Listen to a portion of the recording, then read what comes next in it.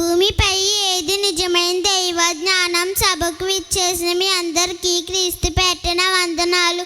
నేను చెప్పబోయే పాఠం పేరు ఈ లోక విద్య వెర్రి పుట్టిస్తుందా. మీకోసం మరొకసారి ఈ లోక విద్య వెర్రి పుట్టిస్తుందా. ఈ జగతిలో ఉన్న జనులందరూ విస్తరించి అభివృద్ధి చెంది ప్రజలందరూ మీరు పరలోకం వెళ్ళాలనేది దేవుని ఉద్దేశం. దేవుడి ఉద్దేశంతో ఈ లోకంలో ఉన్న వారందరికీ గర్భఫలాన్ని ఇస్తున్నాడు. అయితే ప్రతి తల్లి తన కొడుకుకు గొప్పగా బ్రతకాలనుకుంటుంది. ప్రతి తండ్రి నా కూతురు సుఖంగా బ్రతకాలనుకుంటాడు. ఈ కారణంగా నేను చిన్న వయసులోనే నర్సరీ అంటూ ఎల్కేజీ అంటూ యూకేజీ అంటూ పిల్లల్ని స్కూల్లో చేరుస్తున్నారు. ఇక వీళ్ళు పెద్దవాళ్ళైన తర్వాత డాక్టర్లుగా యాక్టర్లుగా ఇంజనీర్లుగా చూడాలని ఆశపడుతుంటారు.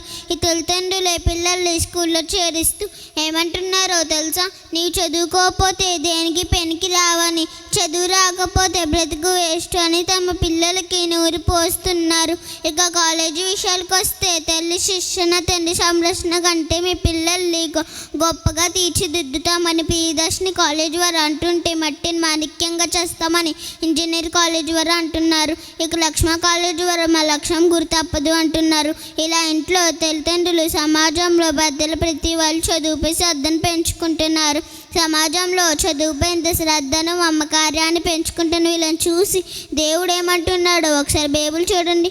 1 కొరింథీయులు 3:19 మీకోసం మరొకసారి 1 కొరింథీయులు 3:19 ఈ లోకజ్ఞానం దేవుడు ఏరితనంగా చేసి ఉన్నాడు. అంటే వీళ్ళు ఎన్ని నేర్చుకుంటున్నారు అన్నాడు దేవుడు.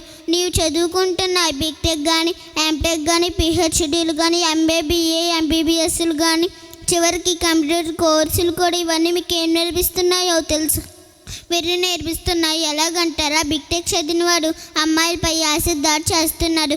ఎంటెక్ చదివినవాడు లెక్చర్కి చాకుడుగా మారుతున్నారు.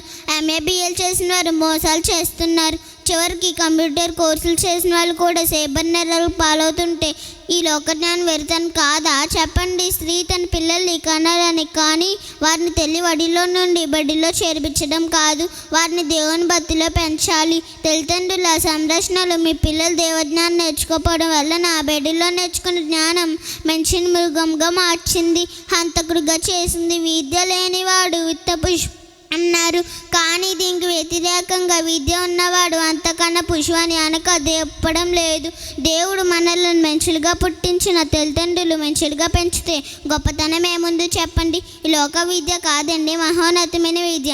అనగా దేవుని గూర్చి చెప్పాలి, దేవుడు ఉన్నాడని చెప్పాలి, అతనే నీ తండ్రి అని చెప్పాలి. ఇదే నిజ జీవిత లక్ష్యం అని బోధించి మీ పిల్లలు దేవునికి ఇవ్వాలి. అలా ఇచ్చిన నాడు మీ పిల్లలు గొప్పవాళ్ళు, గొప్ప జ్ఞానవంతులు, ప్రపంచాన్ని తలకిందులు చేసే వెర్రి జ్ఞానానికి బుద్ధి చెప్పే క్రైస్తవులు. కాబట్టి లోక విద్యను అనుసరింపక మహోన్నతమైన విద్యను అభ్యసించాలని కోరుతున్నాను. శ్రద్ధగా ఉన్న మీ అందరికీ నా వందనాలు.